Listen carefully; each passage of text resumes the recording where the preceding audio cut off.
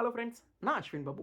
இன்றைக்கான video just ஒரு discussion தான். இந்த டிஸ்கஷன் எதை பற்றி இருக்க போது, ஒரு டிக்டேட்டர்ஷிப் கண்ட்ரி எப்படி இருக்குது, டெமோக்ராட்டிக் கண்ட்ரி எப்படி இருக்குது, இதோடைய எக்ஸாம்பிள்ஸ் எப்படி, அங்கே இருக்க மக்களுடைய மனநிலை, பார்வை, அதை பற்றின நம்மளுடைய மனநிலை மட்டும் இல்லாமல் நம்மளுடைய பார்வை, என்னுடைய பார்வை எப்படி இருக்குது, என்னுடைய பாயிண்ட் ஆஃப் வியூ என்ன அப்படின்னு இந்த வீடியோவில் நான் டிஸ்கஸ் பண்ண போகிறேன். அது மட்டும் இல்லாமல் கண்டிப்பாக இந்தியா எப்படி போய்கிட்டு இருக்குன்றதையும் கண்டிப்பாக டிஸ்கஸ் பண்ணுவோம். வாங்க டேரெக்டாக வீடியோக்குள்ளே போயிடலாம். பட் அதுக்கு முன்னாடி இந்த மாதிரியான இன்ட்ரெஸ்டிங் வீடியோஸ் நீங்கள் பார்க்கணும்னு ஆசைப்பட்டீங்கன்னா சப்ஸ்கிரைப் பண்ணிட்டு சப்போர்ட் பண்ணுங்கள். டெய்லி ஒரு வீடியோ போஸ்ட் பண்ணுவேன். இன்றைக்கான வீடியோ ஜஸ்ட் ஒரு டிஸ்கஷன் தான்.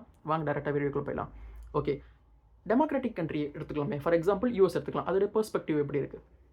யூஎஸ்னாலே பயங்கரமான வளர்ந்த நாடு. உண்மையிலே சொல்லணும்னா உண்மையிலே வேர்ல்டுலேயே மிகப்பெரிய நாடு, வல்லரசான நாடு, பயங்கரமாக வளர்ந்த நாடு. டெக்னாலஜி வைஸாக இருந்தாலும் சரி, பண வைஸாக இருந்தாலும் சரி, எல்லாமே சூப்பராக வளர்ந்த நாடு யூஎஸ் தான். ஆனால் யூஎஸோடைய பிரசிடென்ட் எடுத்துக்கோங்க, இப்போது டொனால்ட் ட்ரம்ப் வந்ததுக்கப்புறம் எவ்வளோ பிரச்சனைகள் வேர்ல்டு ஃபுல்லாக நடந்துக்கிட்டு இருக்குது. எங்கே பார்த்தாலும் போர் போய்கிட்டு இருக்குது. கொஞ்ச நாள் முன்னாடி நல்லா தான் இருந்துகிட்டு இருந்தோம். பட் ஆனால் இப்போ பாருங்கள், ஈரானோட போர்னால இந்தியாவுக்கு என்ன பாதிப்பு, மற்ற கண்ட்ரிக்கு என்ன பாதிப்பு. ஸோ அதுக்கு முன்னாடி வந்து பார்த்திங்கன்னா கிரீன்லாண்ட் இருந்தார். வெனின்சுலாவில் போயிட்டு பிரசிடென்ட்டே தூக்கிட்டு வந்தார். கனடா கிட்ட பிரச்சனைக்கு போனார். இதெல்லாம் ஒரு பக்கம் இருந்தாலும் இது தவறு தான். நான் கரெக்டுன்னு ஒரு பக்கமும் சொல்லவே இல்லை, தவறு தான். பட் அங்கே இருக்க மக்களை நீங்கள் யோசிச்சு பாருங்கள், அவங்களுடைய லைஃப் ஸ்டைலை யோசிச்சு பாருங்கள், அவங்களுடைய ஃப்ரீடம் ஆஃப் ஸ்பீச்சை யோசிச்சு பாருங்கள். அவங்களுக்கு ஒரு பிரச்சனை அப்படின்னா அவங்களால எதிர்த்து கேட்க முடியுது. ட்ரம்ப்பை எதிர்த்து அவங்களுக்கு கொஸ்டின் பண்ண முடியுது. ட்ரம்ப் ஒரு ப்ராப்ளம் செஞ்சுக்கிட்டே இருக்காரு, ஒரு பிரச்சனை உருவாக்கிட்டே இருக்காருன்னு சொல்லிட்டு ட்ரம்ப்போடைய அக்கௌண்ட்டையே ட்விட்டர்லேருந்து தூக்கிட்டாங்க. அந்த அளவுக்கு இதுதான் டெமோக்ரஸி, இதுதான் எக்ஸாம்பிள் ஆஃப் டெமோக்ரஸி. ஒருத்தங்க தப்பு செய்கிறாங்க அப்படின்னா அவங்கள எதிர்த்து கேள்வி கேட்க முடியும். அவங்கள நம்ம தான் வந்து ட்ரம்ப்பை ஜெயிக்க வச்சது யார்? ட்ரம்ப்பை ஜெயிக்க வச்சது அங்கே இருக்க மக்கள் தான். பட் ட்ரம்ப்பை தோக்கடிக்க போகிறதும் அங்கே இருக்க மக்கள் தான். இங்கே நான் என்ன சொல்ல வரேன்னா, அங்கே இருக்க மக்களால் தேர்ந்தெடுக்கப்பட முடியுது, அவங்களால இன்னொருத்தங்களையும் தேர்ந்தெடுக்கப்பட முடியுது. இதுதான் மக்களுக்கு இருக்க இதுதான் மக்களுக்கு இருக்க உரிமைகள். அவங்களுடைய உரிமையை அவங்களால கேட்டு எடுத்துக்கவும் முடியும், அவங்களுடைய உரிமையை பயன்படுத்தவும் முடியும். பட் அதே பாயிண்ட் ஆஃப் வியூ, ஓகேங்களா, இந்த பக்கம் பாருங்கள். ஒரு டிக்டேட்டர்ஷிப் இருக்க நாளை எடுத்துக்கோங்களேன். ஃபார் எக்ஸாம்பிள் வந்து பார்த்திங்கன்னா Russia, China, north Korea. So இது எல்லாமே வந்து பார்த்திங்கன்னா மோஸ்ட்லிலாம் கிடையாது, அது வந்து ஃபுல் அண்ட் ஃபுல் டிக்டேட்டர்ஷிப் தான்.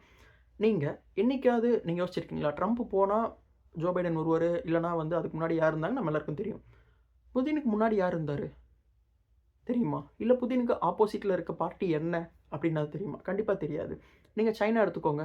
சைனாவில் இருக்காங்க, இப்போது சைனா இருக்குது, நார்த் கொரியா இருக்குது. சைனாவில் ஜி ஜின்பிங் இருக்கார். அவருக்கு ஆப்போசிட் லீடர் யாருன்னு தெரியுமா? அவங்களால ஃபஸ்ட்டு வர முடியுமா? எத்தனை வருஷமாக ஜி ஜின்பிங் இருக்கார்? புதின் எத்தனை வருஷமாக வந்து லீடராகவே இருக்கார்? இது எல்லாமே தெரியுமா நமக்கு? இதுக்கு முன்னாடி யார் வரப்போகிறான்னு தெரியுமா? கண்டிப்பாக தெரியாது. இதுதான் டிக்டேட்டர்ஷிப். அங்கே இருக்க மக்கள் உண்மையிலே ஹாப்பியாக தான் இருக்காங்களா? அங்கே இருக்க மக்கள் எந்த பிரச்சனையுமே இருக்கிறது இல்லையா அப்படின்னு பார்த்தீங்கன்னா பெரிய கொஸ்டின் மார்க் தான். ஃபார் எக்ஸாம்பிள், நீங்கள் யூஎஸில் எவ்வளோ பிரச்சனை நடந்துகிட்டு இருக்குன்னு இந்தியாவில் நமக்கு எல்லாருக்கும் தெரியும். ஃபார் எக்ஸாம்பிள், ஃப்ரெஞ்சோடைய எல்லாமே எடுத்துக்கோங்களேன். ஃப்ரெஞ்சுன்னு கிடையாது, வெஸ்டர்ன் கண்ட்ரிஸ் எல்லாமே எடுத்துக்கோங்களேன். என்னென்ன ப்ராப்ளம் போய்கிட்டு இருக்குது நம்ம எல்லாரும் சொல்ல முடியும். ஃபார் எக்ஸாம்பிள் வந்து பார்த்திங்கன்னா கனடாவில் ஒரு இஷ்யூ போய்கிட்டு இருக்குது, அங்கே வந்து மைக்ரேஷன் இஷ்யூ போய்கிட்டு இருக்குது, யூஎஸில் மைக்ரேஷன் இஷ்யூ போய்கிட்டு இருக்குது. ஸோ இந்த மாதிரியான பிரச்சனைகள்லாம் போய்கிட்டு இருக்குது, நம்ம எல்லாருக்கும் தெரியும். அங்கே இருக்க மக்கள் டேட்டா சென்டர் வரக்கூடாதுன்னு போராடிட்டு இருக்காங்க யூஎஸில், அது நமக்கு தெரியும். ஸோ இந்த மாதிரி டெமோக்ரஸியில் இருக்க கண்ட்ரியில் என்ன நடக்குதுன்னு வெளியில் தெரிய வருது. நிறைய ஊடகங்கள் மறைக்கப்படுது, பட் இருந்தாலும் நமக்கு தெரிய வருது இல்லைங்களா? சைனாவில் எந்த பிரச்சனையுமே இல்லையா? சைனாவில் இருக்க மக்கள்லாம் செல்வ செழிப்போடு இருக்காங்கன்றது எல்லாமே தெரியும். சைனா வளர்ந்த நாடு தான், இல்லைன்னு சொல்லலை. ரஷ்யா வளர்ந்த நாடு தான், இல்லைன்னு சொல்லலை. அவங்களுடைய மணி வைஸாக இருந்தாலும் சரி, அவங்களுடைய டெக்னாலஜி வைஸாக இருந்தாலும் சரி, சூப்பராக வளர்ந்த நாடு தான். பட் அங்கே என்ன நடக்குதுன்னு நம்ம யாருக்கா தெரியுமா? கண்டிப்பாக தெரியாது. ஏன்னா ஊடகங்களால் அவங்களால பேச முடியாது. சைனாவில் இருக்க ஒரு தலைமையை எதிர்த்து அங்கே இருக்க மக்களால் ஒரு குரல் கொடுக்க முடியுமா? ட்ரம்ப்பை எடுத்து நம்ம இங்கே திட்டிக்கிட்டு இருக்கோம், ஆனால் இங்கேருந்து சைனாவை இருக்கணும் திட்ட முடியுமா? சொல்ல முடியும். தெரிஞ்சால் நீங்கள் இருப்பீங்களா? சைனாவில் இருக்க மக்களால் எதிர்த்து பேச முடியுமா? ரஷ்யாவில் இருக்க மக்களால் புதினுடைய தவறுகளை எடுத்து பேச முடியுமான்னு கேட்டிங்கன்னா மிகப்பெரிய கொஸ்டின் மார்க் தான். யோசிச்சு பாருங்கள். நார்த் கொரியா வந்து பார்த்திங்கன்னா ஒரு டிக்டேட்டர்ஷிப் தான். அங்கே இருக்க மக்கள் நார்த் கொரியானுடைய பிரசிடெண்ட்டை பார்த்து ஏதாவது தப்பாக பேசினாங்கன்னா அவங்க இருப்பாங்களா இருக்க மாட்டாங்களானே தெரியாது. ஸோ இதுதான் இங்கே வந்து பார்த்திங்கன்னா பிரச்சனைகள் இருந்தாலும், கிரிட்டிசிசம் இருந்தாலும், டெமோக்ராட்டிக் கண்ட்ரியில் ஒரு மக்களுக்கான அந்த ஒரு ஃப்ரீடம்ன்றது இருக்குது. ஆனால் இங்கே வந்து அந்த ஃப்ரீடம்ன்றது நசுக்கப்படுதுன்றது தான் உண்மை. ஓகே, இது பக்கம் இருந்தாலும் நிறைய பேர் சொல்லிக்கிட்டு இருக்காங்க, இந்த டாலரை வந்து டீடாலரைஸ் பண்ணிவிடுவாங்க. இந்தியா எல்லாமே சேர்ந்து பிரிக்ஸ் வந்து for example Russia, China, India எல்லாம் சேர்ந்து டாலரைவே வந்து டீடாலரைஸ் பண்ணிடலான்னு. முடிகிற காரியமான்னு கேட்டால் மிகப்பெரிய கொஸ்டின் மார்க் தான். எத்தனை பேர் யுவானை நம்பி, ஃபார் எக்ஸாம்பிள் நீங்கள் சைனாவுடைய கரன்சியை நம்பி எத்தனை பேர் வந்து ட்ரேட் பண்ணுவாங்க கேட்டால் கிடையாது. ஏன், சைனாவே டாலரில் தான் ட்ரேட் பண்ணிக்கிட்டு இருக்காங்க, ஓகேங்களா? ஸோ டாலர்லாம் வந்து டீடாலரைசைஸ் பண்ண முடியாது. அது ஏன்னா அதுதான் ஒரு ஒரு உண்மையான டெமோக்ராட்டிக்குடைய நம்பிக்கை. ஓகேங்களா? ஸோ நீங்கள் எந்த நாட்டுக்கு போனாலும் நீங்கள் டாலர் எடுத்துகிட்டு போனீங்கன்னா நீங்கள் பொழைச்சிக்கலாம். கோல்டு எடுத்துகிட்டு போனால் பொழைச்சிக்கலாம். ஓகேங்களா? பட் ஆனால் நீங்கள் சைனாவுடைய மணியவோ ரஷ்யாவுடைய மணியவோ எடுத்துகிட்டு போனீங்கன்னா பொழைக்க முடியாது. ஓகே, இதெல்லாம் ஒரு பக்கம் இருக்கட்டும். இதெல்லாம் ஒரு பக்கம் இருந்தாலும் நீங்கள் யோசிச்சு பாருங்களேன். மக்கள் படிக்க போகிறாங்க. ஸ்டூடெண்ட்ஸ் நம்ம இந்தியாவில் எடுத்துக்கோங்க, தமிழ்நாட்டில் எடுத்துக்கோங்க. ஸ்டூடெண்ட்ஸ் படிக்க போகிறாங்க. எல்லோரும் எங்கே படிக்க போகிறாங்க? ஏன் வெஸ்ட் கண்ட்ரிக்கு போகிறாங்க? ரஷ்யாவுக்கு போகிறாங்க, சைனாவுக்கு போகிறாங்க, இல்லைன்னு சொல்ல. பட் ஆனால் பர்சன்டேஜ் வைஸ் நீங்கள் யோசிச்சு பாருங்கள். நீங்கள் யோசிச்சு பாருங்கள், இந்த டிக்டேட்டர்ஷிப் கீழே இருக்க கண்ட்ரிலாம் நான் சொல்கிறேன். China, Russia, Iran, Cuba, வெனின்சுலா, Pakistan, north Korea, இது எல்லாமே வந்து பார்த்திங்கன்னா ஒரு டிக்டேட்டர்ஷிப் கீழே இருக்க கண்ட்ரி. பட் ஆனால் இதே டெமோக்ராட்டிக் கண்ட்ரி எடுத்துக்கோங்களேன். US, UK, German, France, Spain, அது மட்டும் இல்லாமல் நியூசிலாண்டு, இட்டாலி, ஜெர்மன், இது எல்லாமே வந்து பார்த்திங்கன்னா ஒரு எப்படி சொல்கிறது, இது எல்லாமே வந்து பார்த்திங்கன்னா ஒரு டெமோக்ராட்டிக் கண்ட்ரி. இங்கே மக்கள் படிக்க போகிறாங்களா, இங்கே போகிறாங்களா? டூரிஸ்ட்டுன்னு போகிறதுக்கு இந்த கண்ட்ரிக்கு போகிறாங்களா, இங்கே போகிறாங்களா? இங்கே போகிறாங்க. பட் ஆனால் பர்சன்டேஜ் வைஸ் பார்த்திங்கன்னா ரொம்பவே கம்மி. இங்கே கிடைக்கலனா தான் இங்கே போய்கிட்டு இருக்காங்க. ஸோ இதுலேருந்து என்ன தெரிய வருது? ஒரு ஃப்ரீடம் இருக்குது, ஒரு நம்பிக்கை இருக்குது. போகலாம் வந்து அவங்களுக்கான அந்த கவர்மெண்ட் இயங்குகிற விதம். ஏன்னா அங்கே ஒரு லா சிஸ்டம் இருக்குது. அங்கே ரூல்ஸ் அண்ட் ரெகுலேஷன்ஸை ப்ராப்பராக ஃபாலோ பண்ணுவாங்க. ஓகேங்களா? பட் ஆனால் இங்கே வந்து பார்த்திங்கன்னா ரூல்ஸ் அண்ட் ரெகுலேஷன்ஸ் தனக்கு ஏற்ற மாதிரி மாற்றிக்க முடியுது. இங்கே இருக்க லீடர்ஸை வந்து மக்களால் தேர்ந்தெடுக்க முடியும். ஆனால் இங்கே இருக்க லீடர்ஸ் மக்களால் தேர்ந்தெடுக்க முடியாது. தன்னைத்தானே லீடராக ப்ரொஜெக்ட் பண்ணிப்பாங்க. இல்லைனா அது வந்து ஒரு ரிலீஜன் பேஸ்டு லீடராக இருப்பாங்க.